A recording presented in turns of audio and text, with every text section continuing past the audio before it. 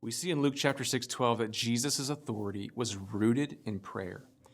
In those days, he went out to the mountain to pray, and all night he continued in prayer to God. It's in verse 12. It was Jesus' custom to get away by himself to pray. And Luke gives us other clear examples of this. Earlier, after spending a good part of the night laying his healing hands on the people of Capernaum, Luke chapter 4:42 tells us, "And when it was day, he left and went into a desolate place." Likewise, in the busyness that came from ministering to large crowds after his healing of the leper, Luke states he would withdraw to desolate places and pray, chapter 5:16. Jesus understood that if he was going to save people, it was necessary to get away for private prayer. But what is even more shocking here is that it says, all night he continued in prayer. That's right, the entire night. Let's just say if he began after sundown, say 8 p.m., and he prayed until sun up, 6 a.m. That means he spent 10 hours in focused prayer. In fact, the Greek word translated all night he continued expresses persevering energy.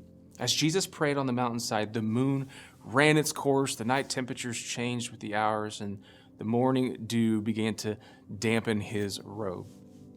So the question is, why? Why this lengthy prayer time with the Father?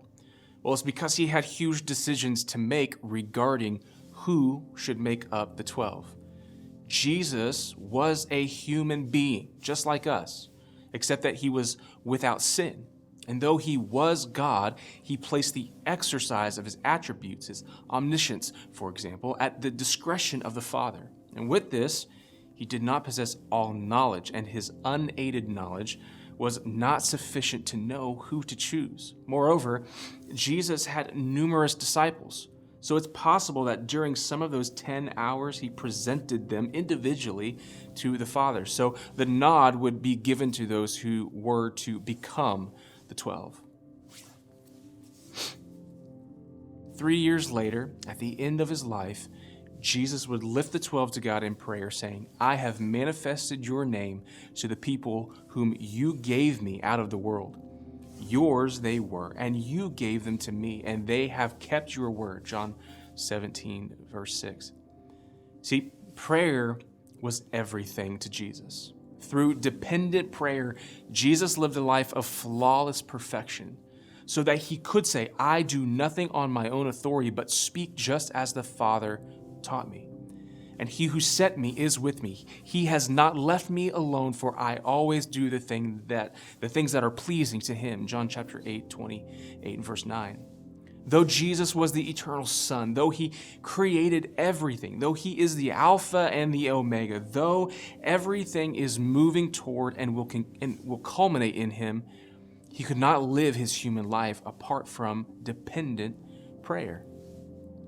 Charles Spurgeon says, "True prayer is neither a mere mental exercise nor a vocal performance. It is far deeper than that. It is a spiritual transaction with the Creator of heaven and earth." The spiritual logic is inescapable. If Jesus, the Son of God, couldn't function as Jesus without dependent prayer, how much more is it essential for us? How foolish of us to frame our lives with prayer as simply a window dressing, but not really pray. How arrogant would we be to not understand Jesus' necessity to pray, but reject it ourselves? Too often we engage not in dependent prayer, but in obligatory or routine prayer. Jesus didn't say, "Apart from me, you can do something." He said, "Apart from me, you can do nothing." John 15:5. Now, this is the logic of a living church. This is the logic of true spiritual power.